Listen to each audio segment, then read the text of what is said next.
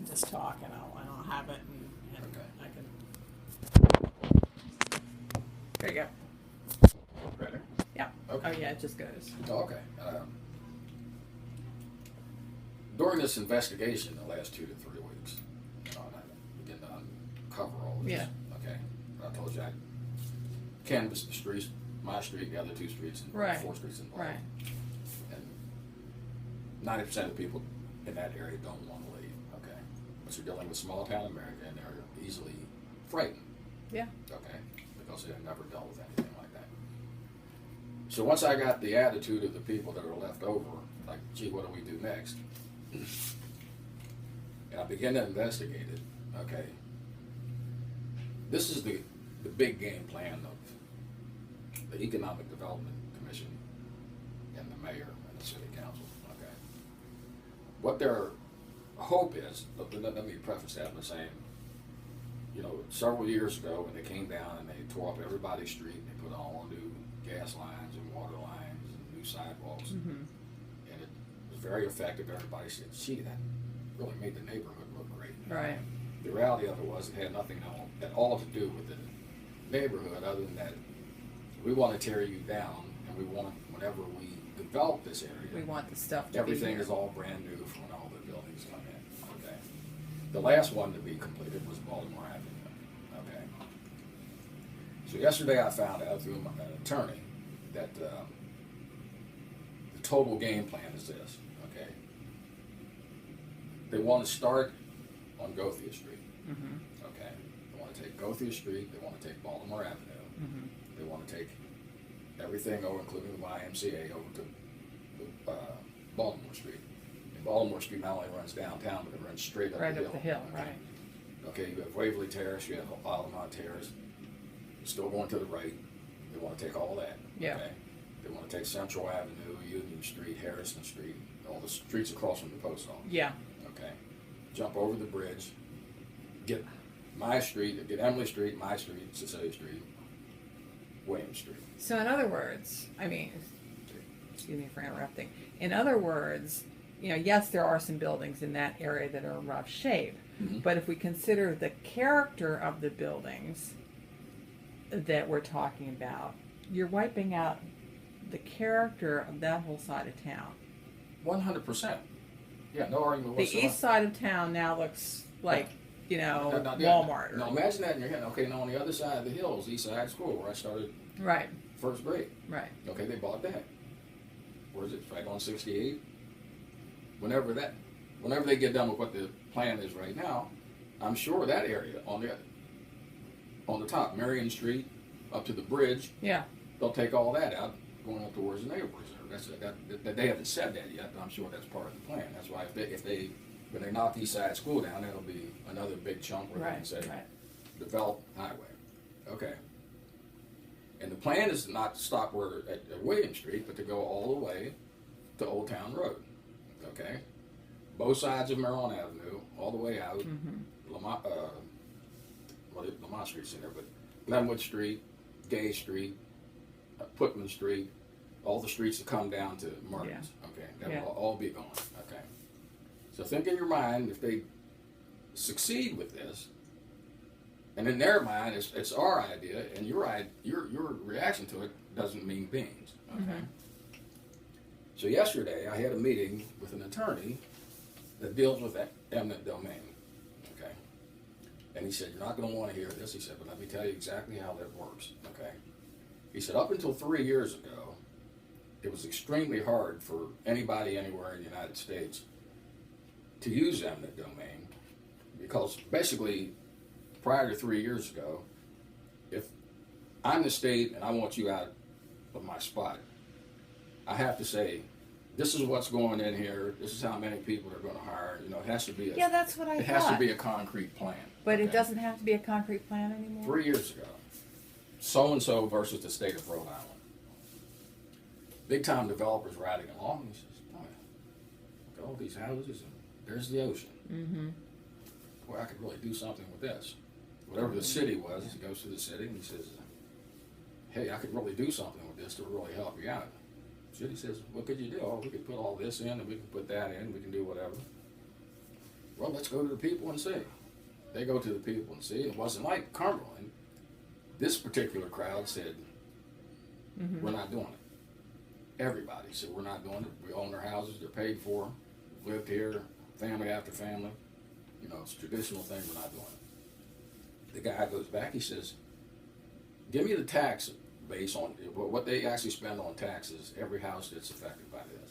City plucks it up. Here compare it to what you're going to get from me. We will quadruple 10 times it. We'll do whatever is necessary. It'll be beneficial. By the new ruling, which says that if the state, the city can prove that it's an economic boom to the area, then they got you by the butt. And they came back and said, went to the Supreme Court and said, do it. And everybody tore the houses down. Now that you tell me all that, I remember that case. Okay, you know what I'm talking about?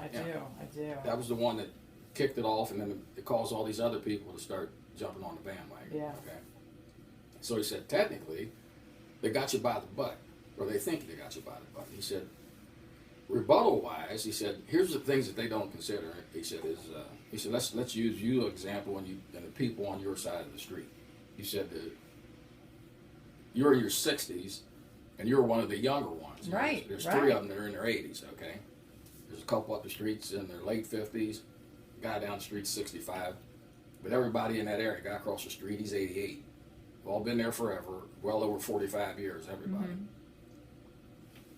He said, let's use that. He said, between you and I, he said, they could give a F-U-C-K where you go. They don't care. They will tell you, oh, we'll help you with this, they'll help you with that. He said, you're a car nut, okay? He said, you've been a car nut your whole life. He said, you know cars as well as anybody I've ever met. He said, let's say you have a 2000 Cadillac that has 3,000 miles on it, it's immaculate condition. And you take it out on the weekends just to ride it around. Some guy comes by and splash, it's demolished. When you go to the insurance company, they're giving you it's a 2000 Cadillac. They don't care if it's only got 5,000 Right. miles and you put a brand new engine and everything to make it perfect. They don't care. It's the same thing with your house.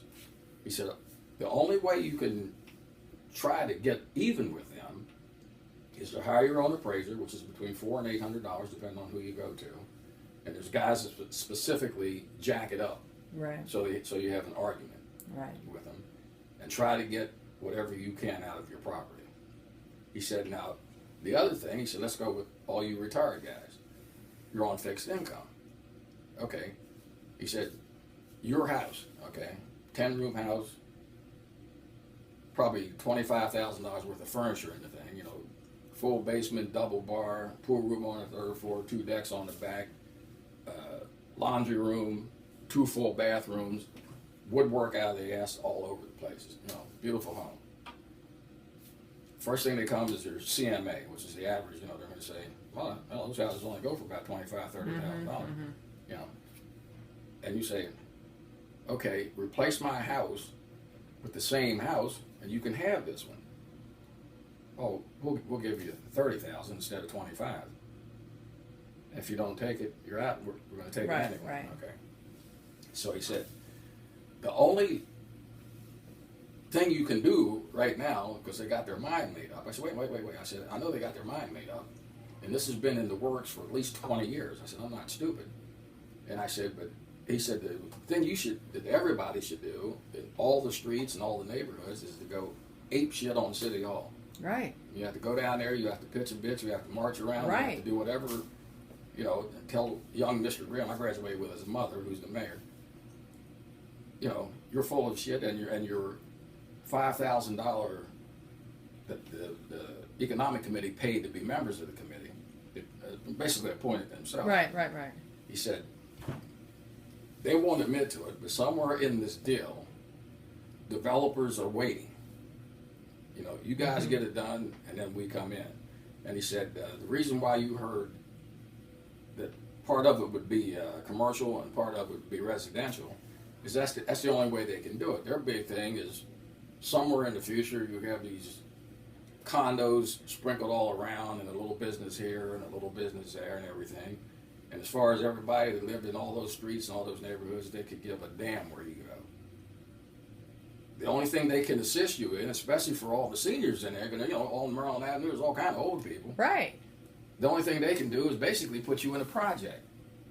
They can't, because you can't take $30,000, and especially I was lucky enough I had a good pension. Yeah. But for those who don't, they can't go say, well, here's $30,000 on a $200,000 house, Right. and I got $1,500 a month payment. Mortgage, right. He said the other thing is the senior citizens, they can't qualify to get a house Right. because they're already too old. Right. And he said, so it's up to the people. He said, and their tactic right now, that's what it says at the end of the article, is let's hurry up and start doing it. Remember, Grimm says, I don't want to wait years for this to be done. Let's hurry up and do it now before they can react to it.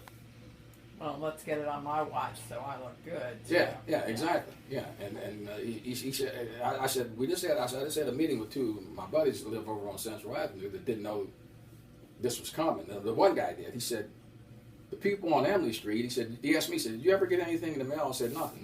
Nobody on any of our streets got anything. I said, the people that sold actually just went down to City Hall and knocked on the door and said, hey, what's up? And they said, and they take mine. Yeah. It's 3 people. And I said, but the other, we never received anything. He said, well, my ex-girlfriend lives on Emily Street. He lives on Central Avenue Street. He said, and she got a letter in the mail. He said, and she calls me on the phone crying, can you come over right away? He said, and I go over. He said, the thing's about an inch thick. And he said, they actually sent them letters saying, we're going to buy your house or else. And he told her, don't sign anything. Go somewhere and get a lawyer. She said, hell, I don't even have money for a lawyer. She said, you got to go to ACLU, go to somebody. Yeah. And make sure somebody looks at that. Don't write your name down on anything until you have to, or they make you or whatever. So, and I said, well, we haven't received anything. And I said, and please believe me, if I wouldn't have went to the paper, I don't think we would have, somebody eventually would have come to us because, now he has this rush on that it's exposed. Right. That's the only thing that made it move forward. Demographically, what's the area look? It's like, I know a couple of people that live in that area, but I don't know. I don't live down. So what's it look like demographically? Demographically, if you start on Goethe Street, okay, you have a white class that's depressed. Right. Okay. Cumberland's economically depressed. Right, but that's like on Baltimore Avenue. Yeah, when you go up Baltimore Avenue, you'll see a street that just cuts off and actually runs into the graveyard. Yeah. Okay, that's a Goethe Street. Right. Okay, a lot of big older houses in there, and it's shambly looking. I mean, they definitely need repaired, but they're all occupied. They're all people's homes. Okay, on Baltimore Avenue, that would be the black demographic would be Danny Darr, my cousin Bobby Peck. Okay, and then myself, Anthony Pope, Song Mead. We would have the little chunk between Baltimore Street and William Street. Okay, when you get on to Maryland Avenue, what happened in the entire area is whenever we first moved to, my mom and dad bought that house in 1970.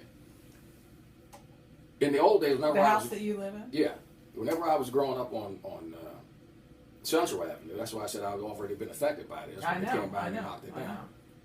Okay, Cecilia Street was the first street where you head up over the hill, like you're going up towards Fort Hill and Louisiana Avenue. That's where the houses started to get nice.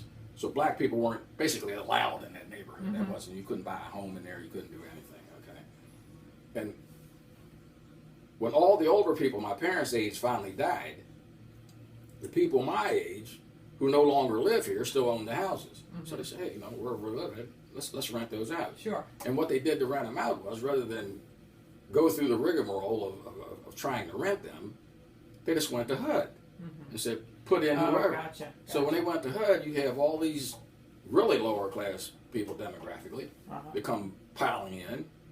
And then they came in and, they bust up the walls, knocked the windows out, and kids running up and down the street, and it started to ruin the neighborhood. Right. But what that did was give the city fire, basically, to say, let's let it ride. We got this plan. And that's why every time you pick up your paper in the morning, all the crimes that are committed in Cumberland, 99% of them are on Maryland Avenue. Either it's a purse snatching or somebody slapped somebody or a drug deal. They never ever did anything about it. The blighted property is the one up the street from my house. I've been going there for 3 years, bitching about that. Did they ever do anything? No.